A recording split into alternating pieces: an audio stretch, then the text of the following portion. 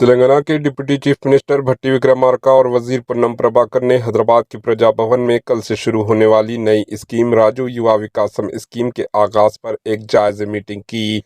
اس scheme کے لیے S C S T اور مائنارٹی کارپوریشنز کے چیئرمین پریتم بالیا نائک اور عبید اللہ کوتوال نے میٹنگ میں شرکت کی۔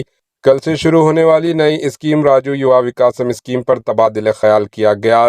چیف منسٹر ریونت ریڈی کل راجو یوا وکاسم اسکیم کی درخواستوں کی عمل کا باقاعدہ آغاز کریں گے۔ Deputy chief minister Bhatti Vikramarka اور وزیر پونم پربھاکر نے کہا کہ Rajiv Yuva Vikasam scheme S C S T B C اور مائنارٹیز کے بے روزگار نوجوانوں کے لیے روزگار حاصل کرنے کا ایک اچھا موقع ہے۔ Bureau report, H news.